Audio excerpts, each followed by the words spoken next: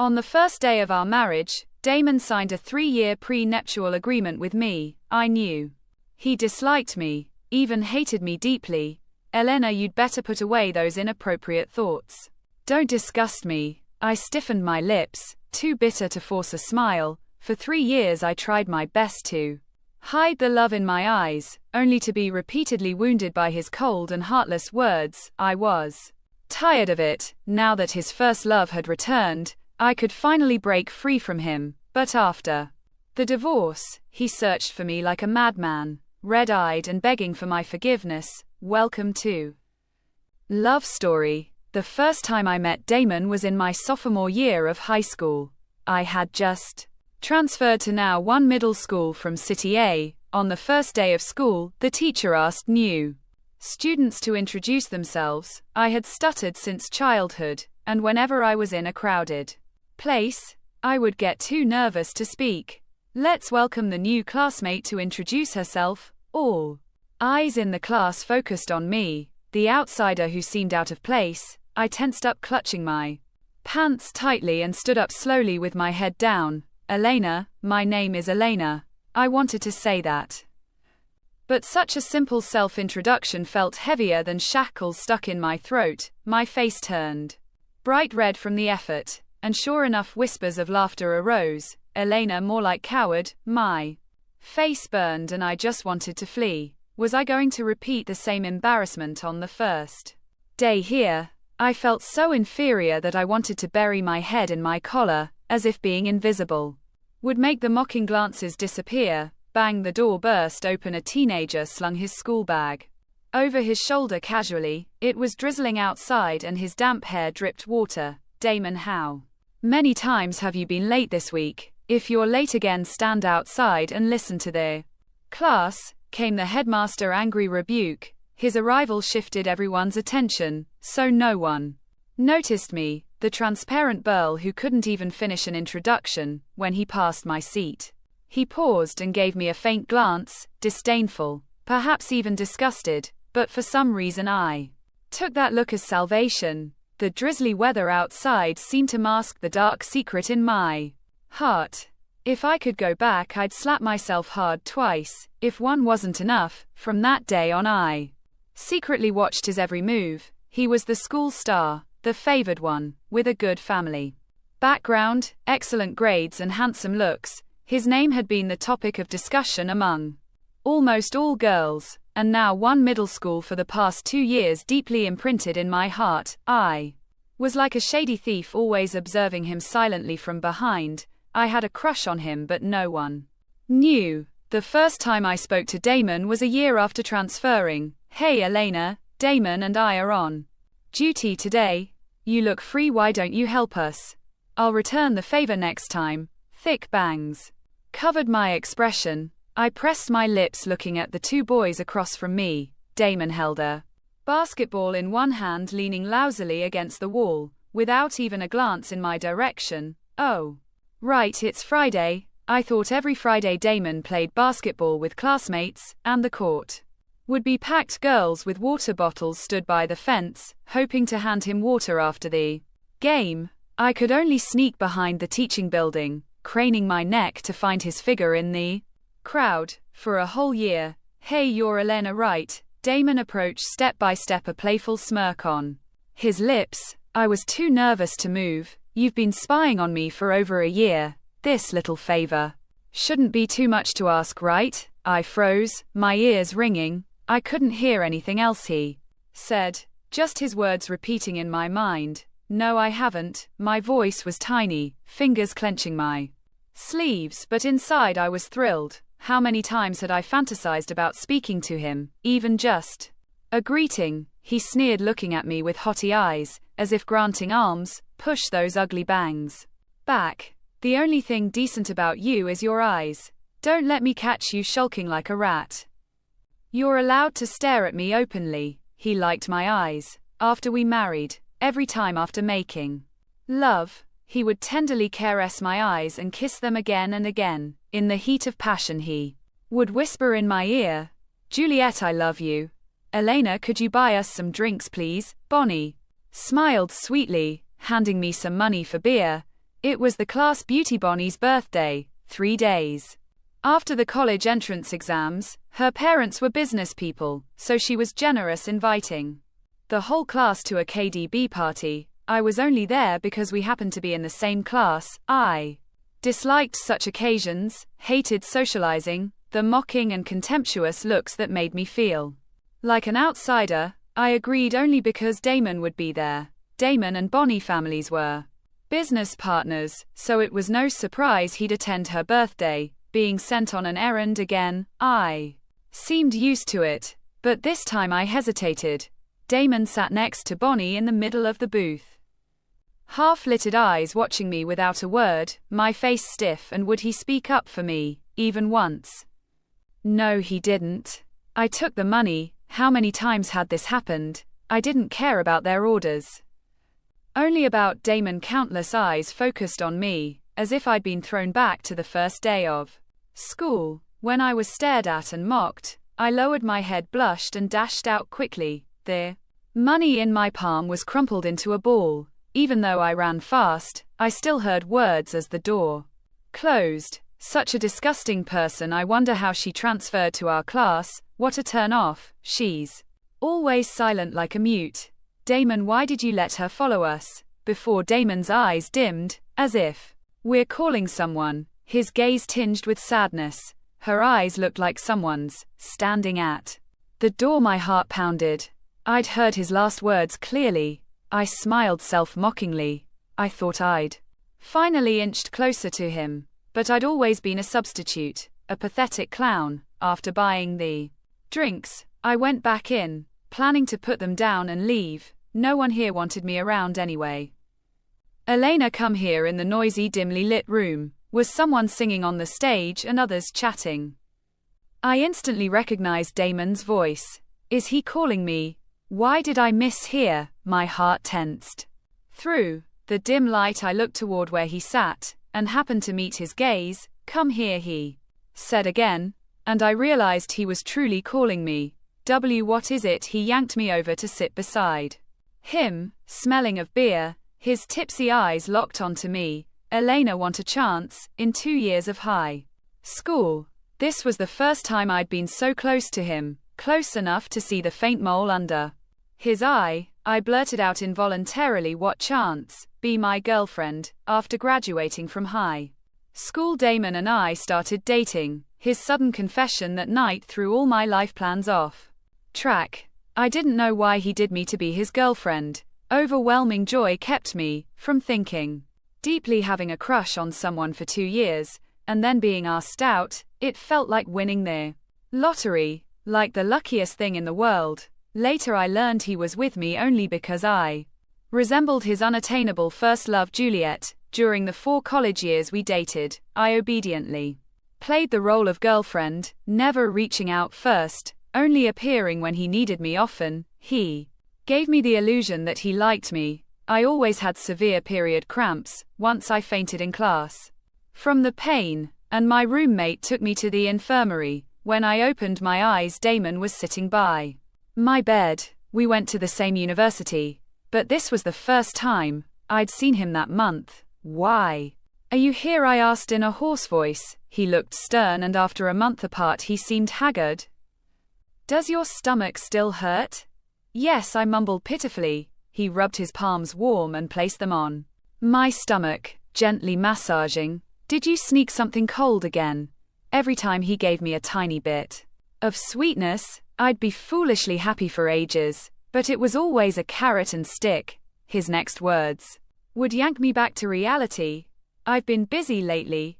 Take care of yourself, mm. I turned away, humming solemnly. He answered a call and left the ward in a hurry. I should have known my place earlier. Just his nominal girlfriend, and all this time no one else knew about us. What was I still hoping for? The next time I heard about him was from my college roommate. Did you hear Damon, the computer genius, got into a fight with a guy from another school? He's badly injured and got suspended. My heart dropped. I rushed to the balcony to call him, the first time I'd ever called him on my own. I was almost in tears. After a dozen calls he finally picked up. Damon, where are you?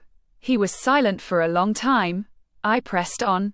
Are you hurt? Stay out of my business. I didn't know what had upset him. His voice was weak but angry. I stood frozen, lips tight. Without hesitation, I ran out of the dorm and took a taxi to his place. It was my first time there. In college, he'd never introduced me to his friends, often just texting me to meet at hotels. I knocked hard on his door. When no one answered, I tried the passcode. I didn't know it, but it opened on the first try. Juliet's birthday. His lock screen was her birthday too, and all his wallpapers were of a girl with a serene smile. The stench of alcohol hit me as I opened the door. Damon sat on the floor guzzling beer, like there was no tomorrow.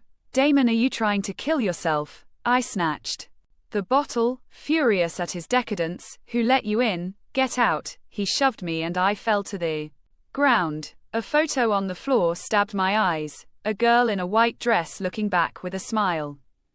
Juliet, he snatched the photo from me, his eyes turning icy. Elena, how dare you touch her photo? Bitterness filled my mouth, my body shaking for the first time. I mustered the courage to ask, Damon, if you love her so much, why be with me? Are you that pathetic? His eyes turned scarlet. He pinned me down, his weight heavy. Who's pathetic? You are me. You still love me, don't you? A fierce, angry kiss crashed down, my first kiss from him. Before, he'd only touched me to vent, never my lips. As if avoiding a plague, the metallic taste of blood spread between our lips. I pushed against his chest, but he was dazed, murmuring Juliet. I was kissed until I was lightheaded, half delusional that the name on his lips might be mine, but from start to finish he never called for me. After graduating from college, I thought we'd break up. 4 years had passed and I still couldn't reach his heart. I knew he only stayed with me because I resembled his first love. Instead, he handed me a marriage agreement, 3 years, nothing more. My mother fell seriously ill during my junior year. The exorbitant medical bills suffocated me. I gave up my chance to study abroad and started job hunting before graduation to scrape together money, but even so my salary barely covered a fraction. Elena, marry me. I'll pay your mother's medical expenses. He tossed me the agreement, that day, black text on white paper, 3-year marriage, each taking what they needed. I'd be a qualified wife and he'd pay the bills. I laughed at each taking what they needed. What did he want from me? Maybe he saw me as a docile toy to vent his desires. Damon was right. I was pathetic, still clinging to the hope that marriage might make him see my worth. After marriage, I played the dutiful wife. After every intimate encounter, he never stayed. He'd get up and return to his room. Ridiculous as it was, we'd slept in separate rooms for 3 years. Every morning, his side of the bed was always empty. He'd often leave for business trips without a word, banishing and repairing as he pleased. He never truly saw me as his wife. My friends couldn't understand why I stayed. He treats you so badly, why do you put up with this? I forced to smile. Uglier than a cry. He pays me, who turns down money. Though he was a lousy husband, he never shorted me. After each time we slept together, he'd transfer me money. I laughed. Since he insisted on giving it, I might as well take it. Once I saved enough, I'd leave. In the 3rd year of our marriage, I got pregnant. I couldn't keep any food down, vomiting everything I ate. I thought it was a stomach bug from a cold, but the doctor told me I was 2 months along. He always used protection. This must have happened that one night he burst into my room, raking of cold, waking me from sleep.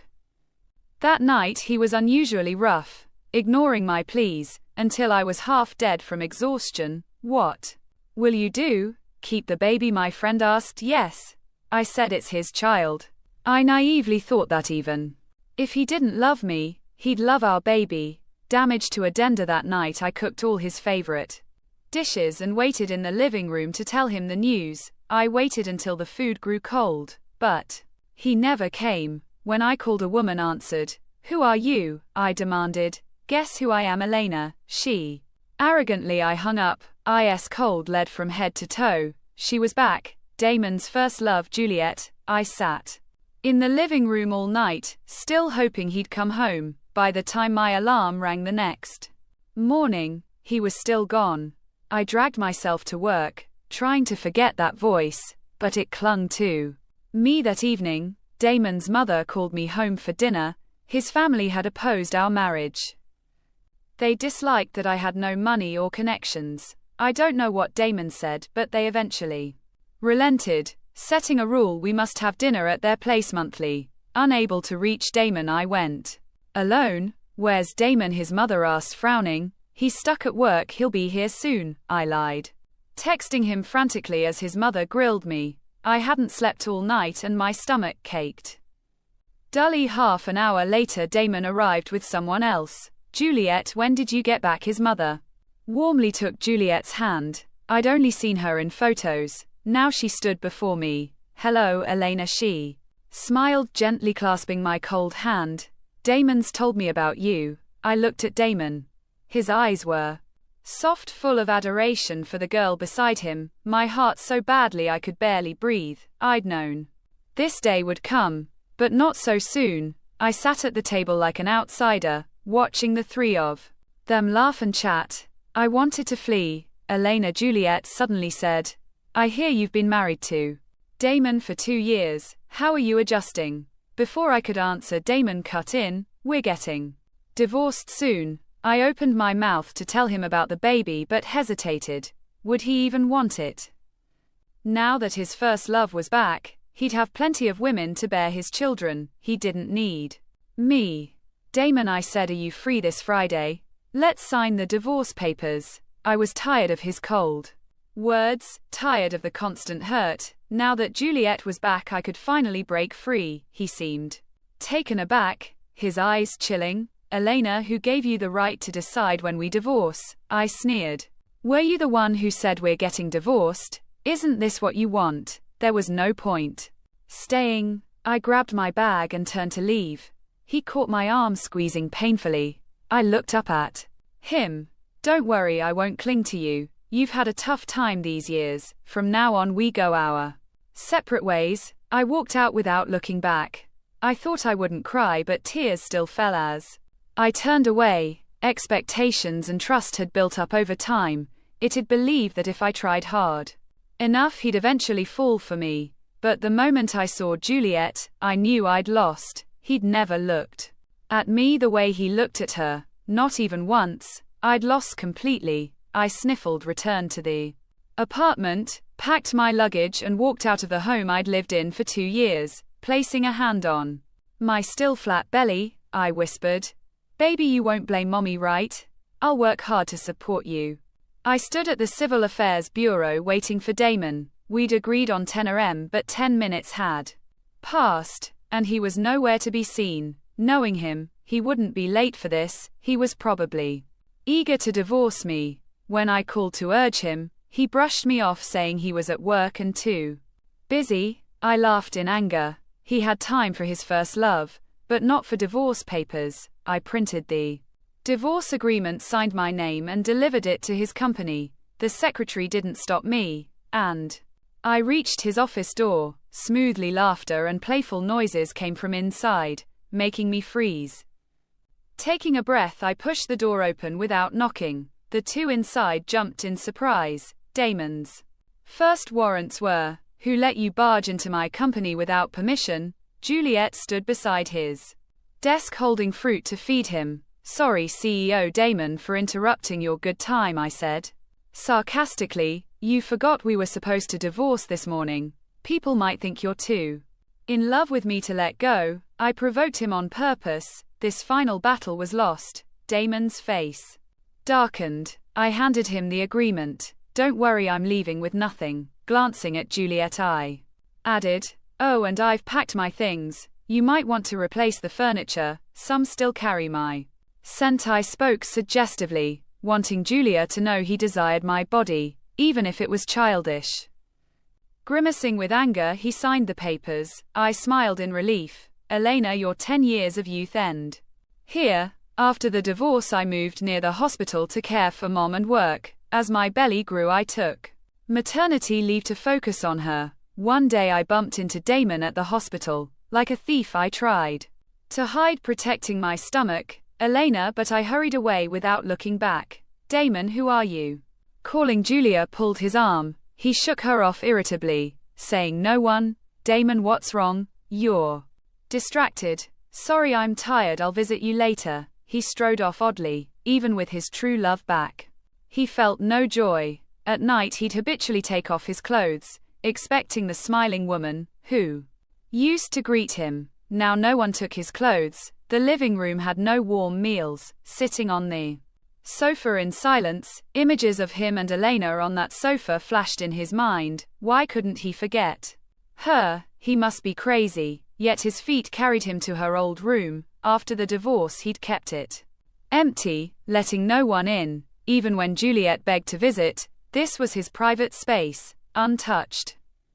That night he buried his face in her pillow, breathing in her faint scent. For the first time since the divorce, he slept soundly until morning. He thought Elena had cast a spell on him. I became more cautious, fearing others would see my belly at 7 months pregnant. I had 3 months left once the baby was born. I take mom and leave the city. After a prenatal checkup, the doctor said I was too weak and needed to rest, otherwise childbirth would be grueling. I neglected myself, saving money for mom's bills, often eating simple meals late at night. My weight had dropped instead of rising. Friends were shocked by how thin I'd become. I told myself just 3 more months, and things would improve.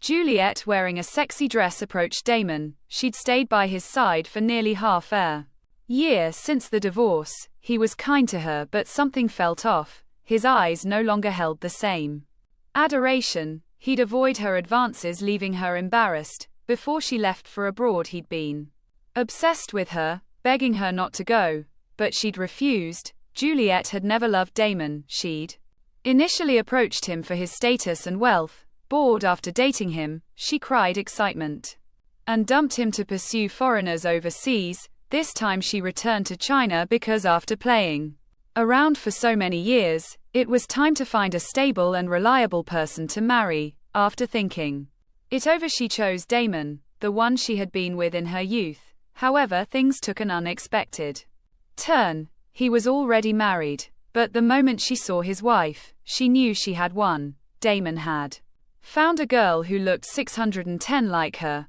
Before she even had to act, that girl took the initiative to withdraw. After Damon's divorce, she proposed moving into his home. He hesitated and finally let her stay in another apartment under his name. She could tolerate all this, but she couldn't stand that his eyes no longer held her completely.